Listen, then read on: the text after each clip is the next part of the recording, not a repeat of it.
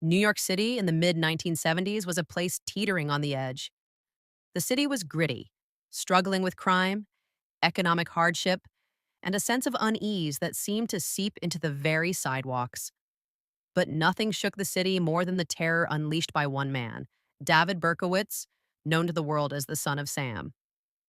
Berkowitz's story begins long before the gunshots echoed through the streets. Born Richard David Falco in 1953, he was given up for adoption shortly after birth. Raised by a loving but strict couple in the Bronx, David struggled with feelings of abandonment and isolation from a young age. He developed an obsession with fire as a child, setting hundreds of fires throughout his youth, a sign of the darkness growing within. By the time he returned from a stint in the army, David was deeply troubled. He lived alone, aimless, and increasingly withdrawn. Then, in late 1975, the violence began. First came a pair of brutal stabbings in the Bronx. At the time, no one linked them to what was coming next. July of 1976 marked the start of a nightmare. Donna Loria and her friend Jody Valenti were parked outside Donna's apartment when an unknown man approached and fired into their car. Donna died instantly. Jody survived, but was forever changed. The city was gripped by fear as the police scrambled for answers. Then came more attacks. Couples in parked cars in Queens and Brooklyn were targeted seemingly at random. The victims were often young, out on dates, their ordinary nights shattered by gunfire. Some survived, others did not. The killer's weapon was a .44 caliber revolver, a chilling signature that linked the crimes together. The attacks were horrifyingly unpredictable. Victims didn't fit any profile other than being in the wrong place at the wrong time. It was this randomness combined with the brutality that paralyzed the city with fear. Then, in April 1977, the killer sent a letter to the police, signed Son of Sam. The letter was a strange mixture of threats, rambling religious references, and taunts aimed directly at law enforcement.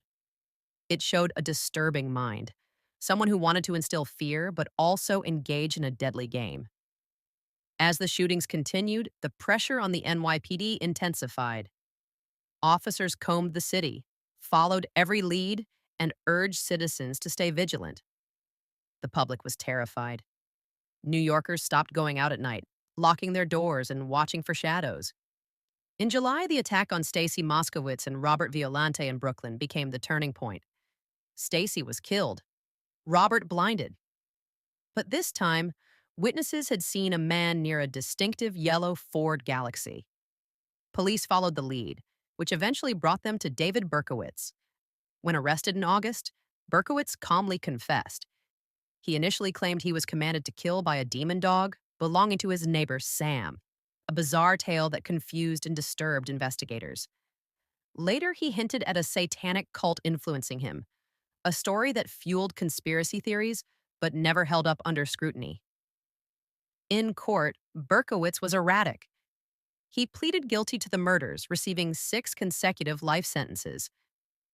Behind bars, he expressed remorse and claimed to have found God, though many remained skeptical. The impact of the Son of Sam killings extended far beyond the courtroom. The city was forever changed. The case led to the creation of the Son of Sam laws, designed to prevent criminals from profiting off their crimes. Police tactics evolved, and the public's sense of safety was deeply shaken. Yet the mystery still lingers. Some believe Berkowitz acted alone, a disturbed man driven by his own demons. Others suspect darker forces, secret cults, or conspiracies. Journalist Maury Terry spent years chasing these shadows, uncovering tantalizing but unproven links to occult groups.